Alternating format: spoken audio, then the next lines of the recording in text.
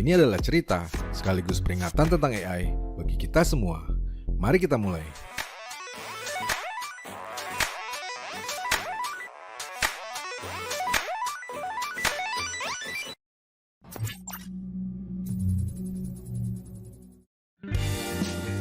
AI atau Artificial Intelligence adalah bidang ilmu yang mempelajari cara menciptakan sistem yang dapat berpikir dan belajar seperti manusia. Sejak era modern AI dimulai kembali pada tahun 90-an, terdapat banyak perkembangan menarik dan pencapaian baru yang mampu diraihnya. IBM's Deep Blue adalah komputer pertama yang mengalahkan juara catur dunia Garry Kasparov. Setelah kalah dengan hasil 4-2 di tahun 1996, Deep Blue di-upgrade lagi secara besar-besaran dan kembali bertanding melawan Kasparov setahun berikutnya, tepatnya pada Mei 1997. Dalam pertandingan 6 babak tersebut, Deep Blue menang dengan hasil 3-5, 2-5. Kasparov he stands up, he starts gesturing, he looks over at his mother. Di tahun 2011, IBM kembali sukses dengan Watson yang berhasil mengalahkan 2 juara berturut-turut dalam permainan trivia kompetisi Jeopardy. Hello everyone. I'm Sophia from Hanson Robotics. Sophia adalah robot humanoid yang dikembangkan dengan AI oleh Hanson Robotics yang dirancang untuk memberikan jawaban atas berbagai pertanyaan yang diajukan sembari meniru gerak tubuh dan ekspresi wajah manusia. Diaktifkan pada tahun 2015, Sophia menjadi robot pertama yang memiliki kewarganegaraan. Pada tahun 2017, Sophia menjadi warga negara Arab Saudi. Selanjutnya ada AlphaGo, program komputer yang dikembangkan oleh Google DeepMind untuk memainkan permainan Go. Pada Maret 2016, program ini mengalahkan Lee Sedol, juara dunia Go 18 kali. Skor akhirnya adalah 4-1 untuk AlphaGo. Lalu sejak saat itu, kecepatan dari perkembangan AI melesat hingga berkali lipat dan mengubah segalanya. AlphaGo Zero is the strongest Go program in the world. It outperformed all previous versions of AlphaGo. Specifically, it defeated the version of AlphaGo that won against the world champion Lee Sedol, and it beat that version of AlphaGo by 100 games to 0. AlphaGo Zero merupakan AI yang belajar sendiri cara untuk bermain Go. Hanya dalam 3 hari, AlphaGo Zero berhasil mengalahkan AlphaGo. Dalam 40 hari, AlphaGo Zero berhasil menguasai semua pengetahuan tentang permainan Go yang dikembangkan oleh manusia selama 3.000 tahun. Artificial intelligence is software that writes itself. It writes its own updates. It renews itself. We normally tend to think of software as stuff that we created and that we wrote, and the machines do what we tell them to do and we own it. This is not any longer true. It writes itself at speeds that we can hardly comprehend, and people who write it know that you can't take it apart again and figure out what it's done. It writes independently, autonomously. It develops its own way of thinking, and there are dangers associated with that.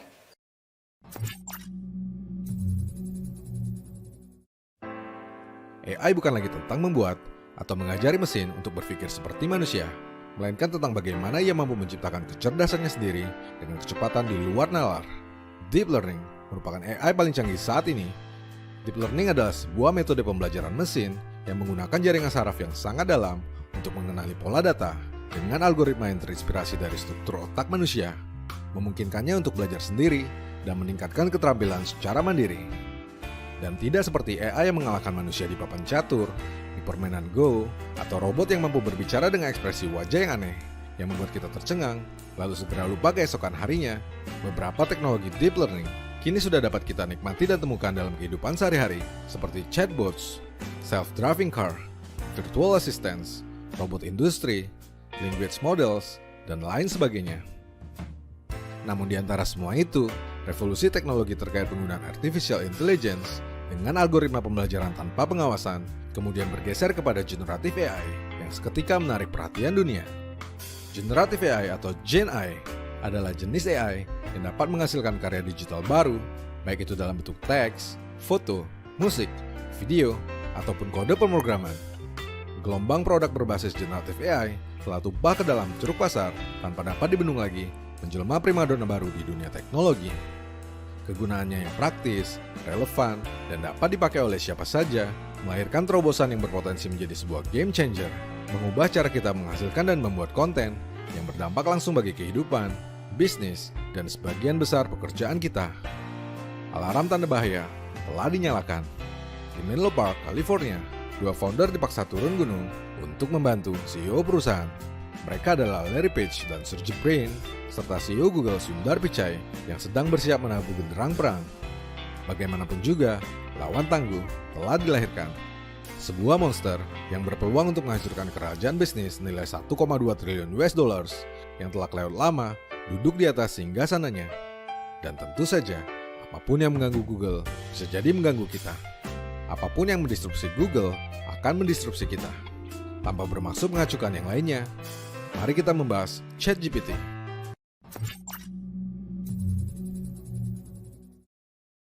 Sudah sejak lama manusia terobsesi dengan mesin ajaib yang mampu menjawab segala pertanyaan yang kita punya. Dan selama belasan tahun, Google adalah mbah kita semua. Apapun yang kita masukkan ke dalam kolom pencarian dapat terjawab dalam sekejap. Namun standar kita tentang mesin ajaib itu sebentar lagi barangkali berubah.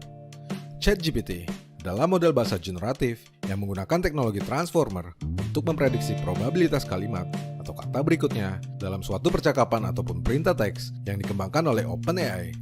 Ditenagai oleh model bahasa transformer terbesar yang pernah dirakit, GPT 3.5, dengan lebih dari 175 miliar parameter, ChatGPT mampu menjawab hampir semua pertanyaan dengan tanggapan yang sangat fasih, sesuai dengan konteks dan gaya bahasa manusia.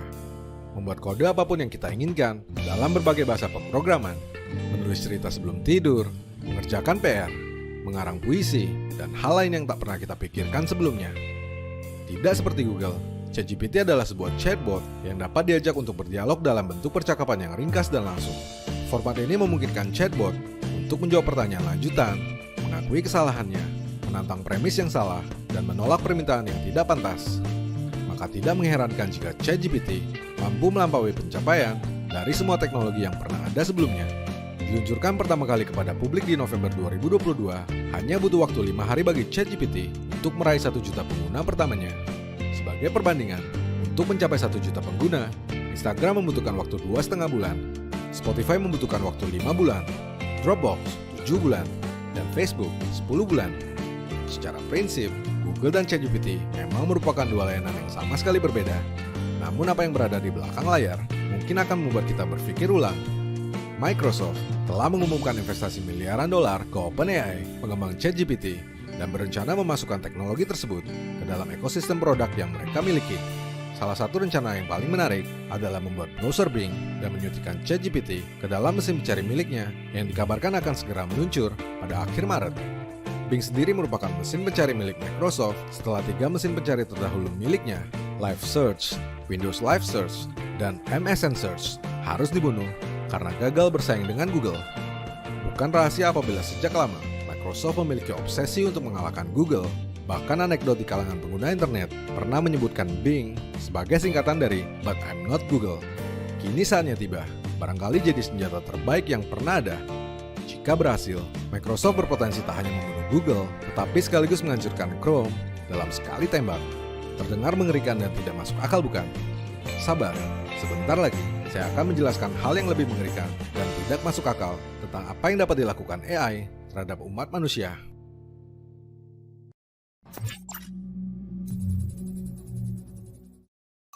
Kita pasti setuju, jika digunakan dengan tepat dan bijaksana, AI adalah teknologi yang sangat membantu kita di berbagai bidang dan dapat meningkatkan produktivitas.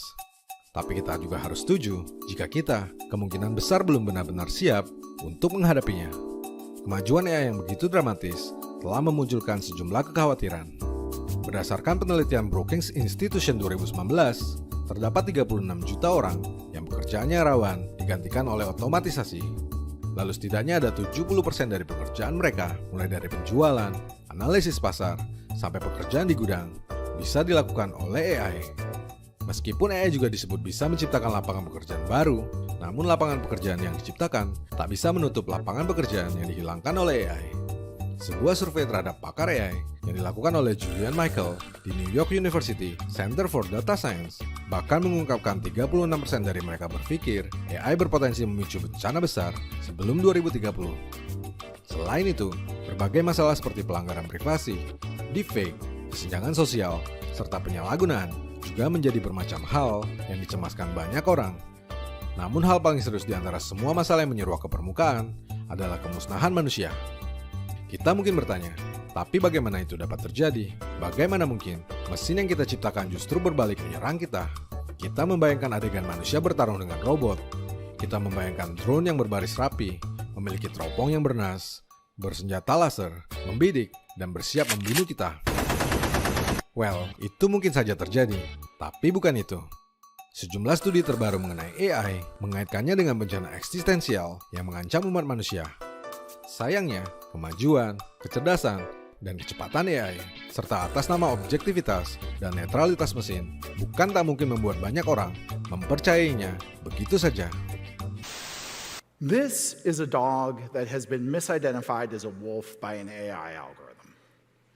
But what does this mean in the real world? The Compass criminal sentencing algorithm is used in 13 states to determine criminal recidivism, or the risk of committing a crime again after you're released. ProPublica found that if you're African American, Compass was 77% more likely to qualify you as a potentially violent offender than if you're Caucasian. Now, you may not care about this because you're not facing criminal sentencing. But what if I told you that black box AI algorithms like this are being used to decide whether or not you can get a loan for your house, whether you get a job interview, whether you get Medicaid? Would you want the public to be able to inspect the algorithm that's trying to make a decision between a shopping cart and a baby carriage in a self-driving truck? The same way the dog-wolf algorithm was trying to decide between a dog or a wolf. Are you potentially a metaphorical dog who's been misidentified as a wolf by somebody's AI algorithm? Kita terus terobsesi untuk menciptakan mesin ajaib yang semakin cerdas, yang tidak dapat melakukan kesalahan. Kita terus saja mengembangkan algoritma yang memiliki sistem berpikir seperti manusia, tetapi lupa mengembangkan kecerdasan di dalam diri dan masyarakat kita.